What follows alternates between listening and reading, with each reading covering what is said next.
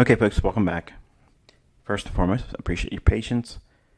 We had some pretty heavy attacks on our server and forum this past week, so I am happy to get back into the captain's chair here again. So we're going to make this brief, but as a reminder, I intended to do a video every day last week, so that's what I'm going to be doing this week. So I wasn't able to deliver that, obviously. The last video you guys got was Tuesday. So if you're wondering where the rest of the content was, there hasn't been an update on the forum or the server since Tuesday of last week. So there was no midweek review, no Thursday upload, no Friday upload, nothing on Saturday, and obviously today's Sunday. This is the first since last Tuesday, or this Tuesday just passed. So for the last few days there hasn't been any updates because we had issues with our server again. We've had DDoS attacks. We've had the SSL certificate messed around with, and these certificates should be expiring, a year after they're given to me. But I try to do the best I can to mitigate it, but there's only so much I can do personally. So it's growing tiresome. This is one of the reasons why also I'm telling you all I'm done after this mentorship. I'm not trying to do it anymore. Final note on this before we get into the commentary. The 20th of this month, July 20th, we'll be lifting all of the once a month payment stuff. I want to get everybody through the core content that's making their payments. So that way it's easier for me to manage the 1 or 2 videos that I'm doing frequently. In other words, when I'm doing these current videos, I have an easier way of managing the community because I can put it in different locations. Whereas the past week or so, and every time we've had an issue with our server, it's an incredible amount of stress for me and my staff, but mainly me because I'm the only technician that can worry with this because the way I have it set up, it's like a web. It's a web inside of another web because of all the different user groups. So if there's ever an issue, it's me personally that has to debug it, which is draining. So to get everybody to the point of charter membership a little bit more expediently, and that way you have your content, you have it downloaded. You should be downloading your content as you get access to it. I just released month 6 to the new group. So that way anyone that's made their payment for month 6, now they can start downloading those videos as well. It's very, very stressful for me when people are emailing and they're saying, hey, look, I can't get access to this because it's outside of my control. And I hate saying things like that because it sounds weak. It sounds like an excuse for something. But you clearly see we have been attacked multiple times. These videos, people want to have it for free, and some of them are, and they're getting more sophisticated with what they're doing. It was really low end stuff that you're trying to do in the past, but now this past week we've had a really sophisticated attack put against the website and the server. So if you are interested in being able to get through your core content, become a charter member quicker, the way it'll work, the 20th of July will be when we lift all of the limitations. In other words, if say you make your payment for month 7 and you get the content, once you have it and you do receive it and you know you have it, you can do the month 8th payment at your leisure and as soon as you want to do that. My only concern is you're all going to just hit me with payment, and expect it to be released immediately. There's a lot of you, so you won't have to wait the full month, is what I'm saying. So my staff will be able to go through and get you through the core content faster, and then I can break you up into smaller groups, into charter membership group, more quickly too. And it makes it easier for us managing.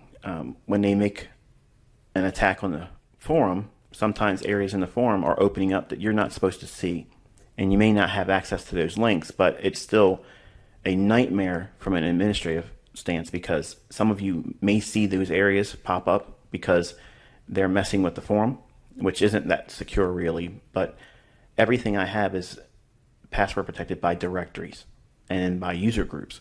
So long story short, even though you might see things in the form, they're not 100% accessible to you. And then when we go in and we correct these errors that are being created by them messing around with the form, some members are getting upset thinking they should have had access to that when they should not. Okay, so this way, if I can get everybody through core content a little bit more expediently, everybody will have access to the same things, and I won't have to manage the form so intensely as I do right now, because it's a lot. It's a lot going on.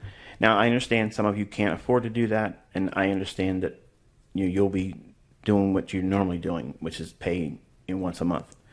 But I'm just making it available to everyone, because if I can at least reduce the level of impact when we have issues like this. And also, I just want to get through it. Like, I don't want to be doing the payment stuff. I don't want to be doing the management of all the accounts, and when you don't make your payment on time, and then you have to be kicked out, and then we got to put you back in. I mean, there's a lot of time involved with my staff doing those types of things. And they ask me 1,000 questions each day.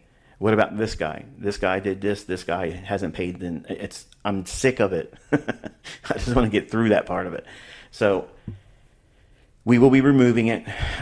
So for those folks that can do it, you will have that opportunity, because it's my last year. I don't care how fast you become a charter member now, because you'll be in the community, lifelong, like the folks that started in 2016.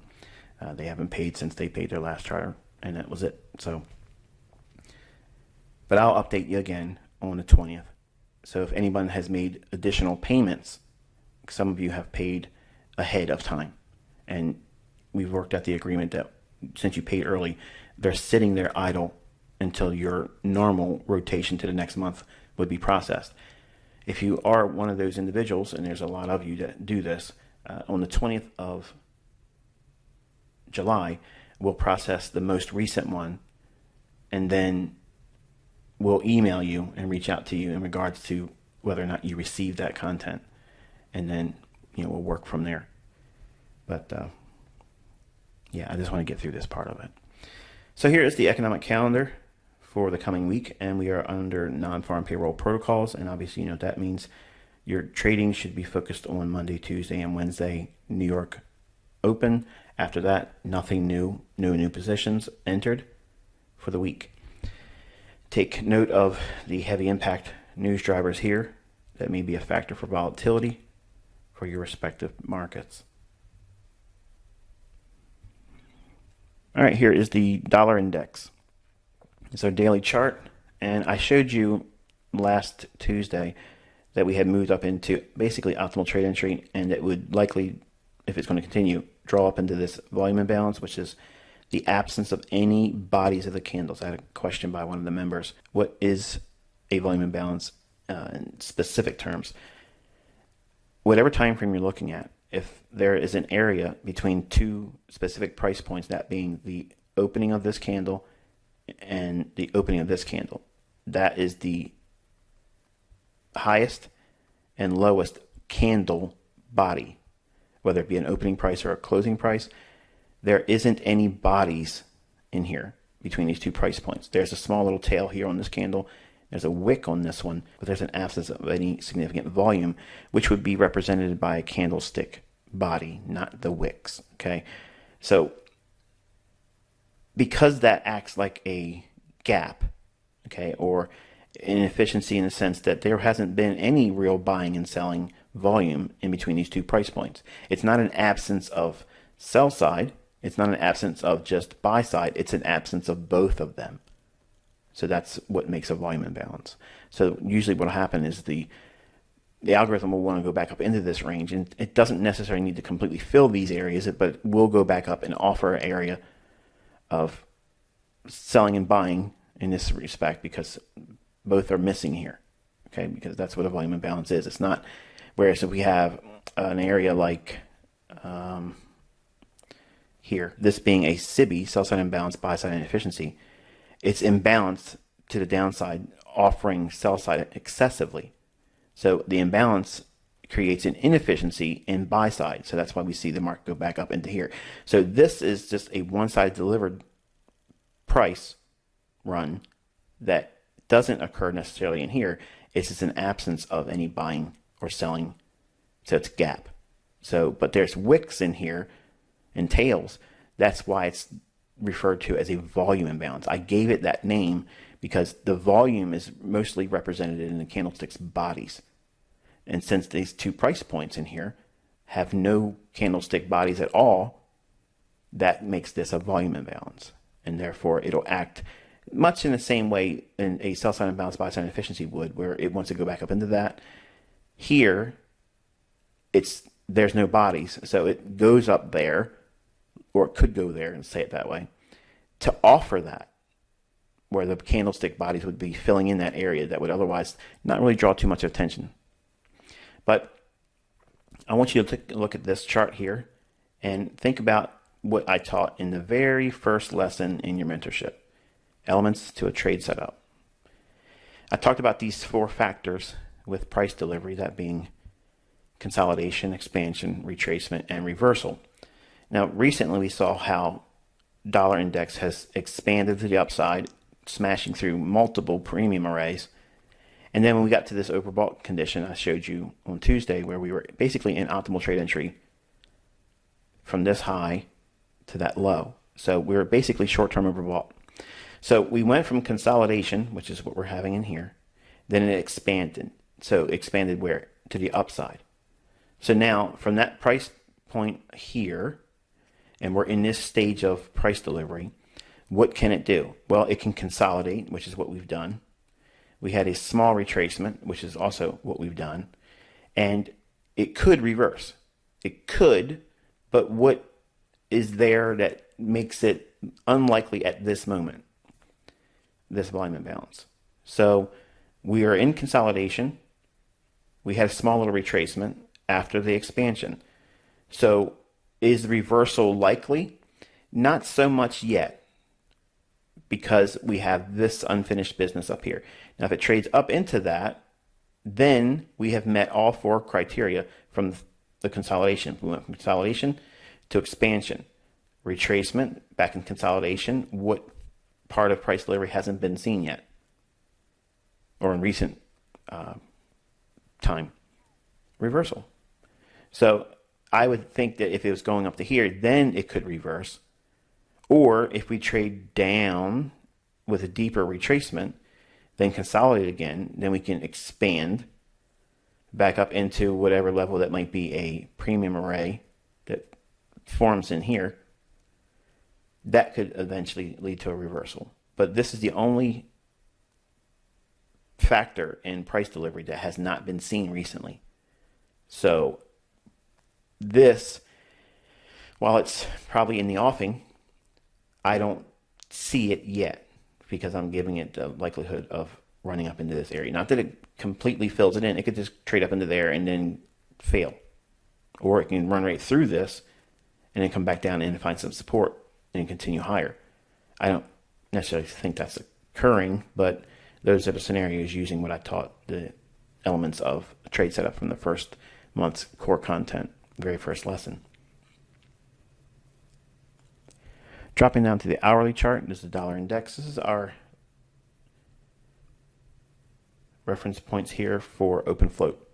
So there's liquidity resting above here and the imbalance that resides with it. The imbalance here with the sell side liquidity coupled with it here. So we've consolidated on basically Wednesday, Thursday, and Friday on the dollar index. Now right away, when the markets go into consolidation, you should be thinking the crosses, okay, like euro pound, euro yen, pound yen, those types of pairs, and not demand so much from what? Euro dollar and pound dollar. So we don't trade euro pound, but it gives us the opportunity to determine which is the stronger and which is the weaker between the two, being euro and cable. So non-farm payroll, we'll most likely see one of these two pools of liquidity attacked. Now, I don't know at the moment which is likely to occur with a great deal of certainty, but I would venture to say that it's, gun to my head, it's here, and they might even whip it above here for a run on buy sell liquidity, which is a low resistance liquidity run signature here. So we had that retracement consolidation. If we expand up into here and then run through to take the 92.50 liquidity, maybe 92.40 in this area here, 10 pip range, there's a lot of buy sell liquidity there. And if we get there and then we get that final signature in price delivery, which would be most likely a price reversal, then it could attack maybe the sell side liquidity resting below here. That's assuming this is intact prior to this running here.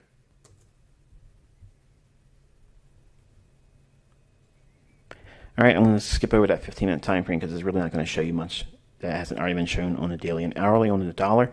So moving on into euro dollar, this is our daily chart. And when price made this low here, okay, a lot of you have made it to month 5 content where we talk about IPTA data ranges. All right, so making this as simple and easy as I can make it to understand, all it teaches you is how to refer how far back on the chart do you need to look. Because if I show you this entire chart like this, and we're looking at that close on Friday, why are we going to worry about this high here? We don't necessarily need to see that high or refer to it at all. We don't necessarily need to see this low and refer to it either. So how far do we look? Well, if you were looking at this particular day here, okay, when we started trading on this day, you go back to this candle here and you count this day here as 1, 2, 3, 4, 5, 6, 7, 8, 9, 10, 11, 12, 13, 14, 15, 16, 17, 18, 19, and 20. So everything from this candle over is your 20-day look back on IPTA. So what's the highest high? Here. What's the lowest low? Here. 90% of your trades are going to be formed or setting up inside of that last 20 days look back for IPTA. So while all these other candles are on your chart, and everyone likes to have all these animal patterns and Fibonacci ratios and everything else that they believe in, and consider Wyckoff this and supply and demand that, this is the range I'm looking at because that's what the algorithm is concerning itself with initially. But if we break out of this range here, that creates another range that we have to redefine. So now this range is intact here, even though we've rallied up. This still is the 20-day look back for IPTA data range. If we look at it from a perspective of right now and understanding where we're at in regards to the current IPTA data range for 20 days look back, here's where we're at, counting back. Okay, and this is still relatively the same data range.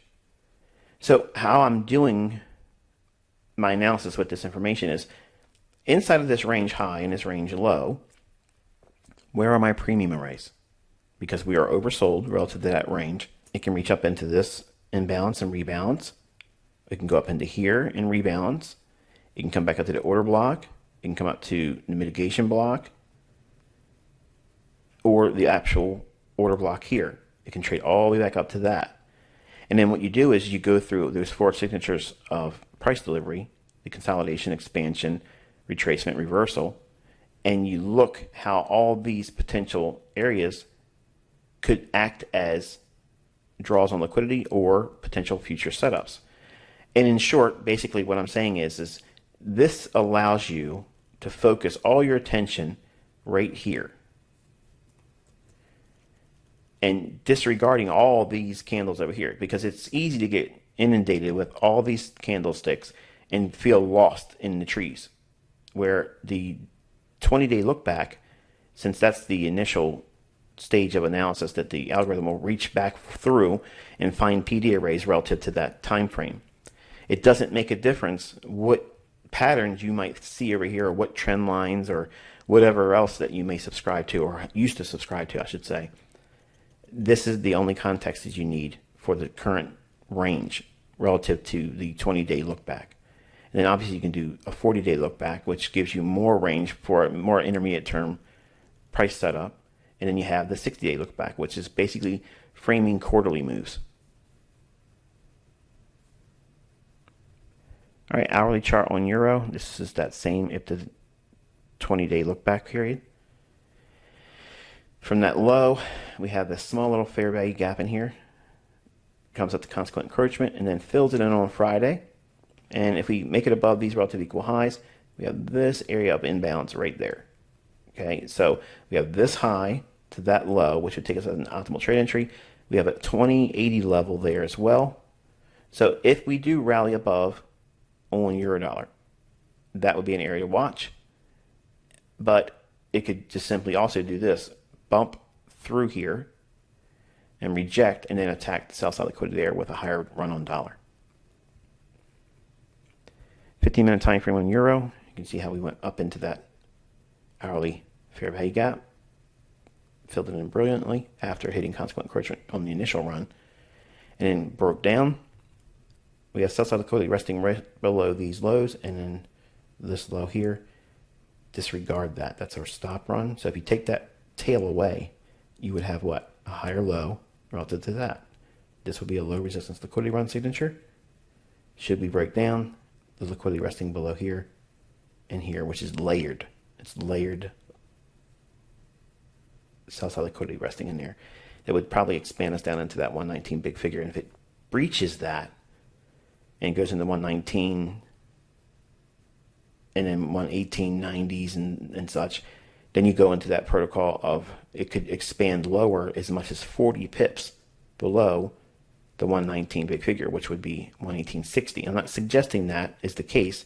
I'm just saying that that's how we work through our analysis and consider the probabilities, not the absolute, not the panacea. It's going to happen no matter what. It's the probability that that might pan out. Not that it will. I'm not promising that it is. I'm not suggesting that's the actual direction. I'm just saying from an analysis standpoint, top down going through, the way I'm training you, you would consider those ideas. Right now, there's really no trade. All right, British pound daily chart. We had this area here for a fair value gap I mentioned last week. It would most likely, if it's going to go up, it'd go up into here, pick up some more orders, and then start to make an attempt to run below, a deeper run on the sell side liquidity here, and then the sell side liquidity resting below here. So notice the bodies of the candles here. See that? They're basically converging at consequent encroachment of this candle's low, this candle's high, split that in the middle, bang, right there. Yes, we close in the fair value gap again after coming down, but this is a balanced price range. Now, we had a little bit more errant price action than I would like to have seen, but it did offer the basic premise I was looking for, where we had one single candle here, one single candle there. It shouldn't have really, in my mind, whipped through this much. Can it come back up and touch it again and go down? That's reasonable. This is a little bit too much on the upside from my personal taste. So that's the inherent risks of trading. Sometimes the algorithm will do a little bit outside of what it would normally do. I won't always know that. And that's where, like, being stopped out but sticking to the original idea and going back in and taking another short, that's where those types of scenarios would come into my trading. I wouldn't look at this as going through and then unraveling the idea I had about this level as I described on last week's videos, but this is what we were basically anticipating, a run back up into that and then selling off. So we have sell side liquidity resting below here, and that's most likely what we're going to be targeting. Euro dollar seems like it might want to resist going down, and this weakness in cable and consolidation in euro sets the stage for what? Well, we could potentially see euro pound rally, and that has been basically the case for the last few days, where we've seen cable going down, euro showing an unwillingness to drop all that much in sympathy with it, which is what caused euro pound to rally. And it has a little bit more to go to. I'll show before we close this video out. All right, here's the British pound hourly chart. You can see how we worked inside that fair value gap, traded back up, and then optimal trade entry rate at the level that the fair value gap is defined with. So our premium high of that fair value gap creates an optimal trade entry, then sells off. institutional order flow entry drill here. It sells off, attacks the sell side liquidity here. We have a small little imbalance. I'm not going to draw on the chart, but be mindful of that one here. So we could trade down to that. I like the idea of it going down below it and coming back up and using this fair value gap as resistance, assuming that we don't take out this low yet. So in other words, what am I saying? If we drop down through this fair value gap, but do not go below this low, and it comes back up into this fair value gap as resistance, okay? I like the idea of that. And that would be a trade I'd be interested in taking myself personally. But I'm not suggesting that you do that with live funds. It's something to watch and study on your own. Bridge pound 15-minute time frame.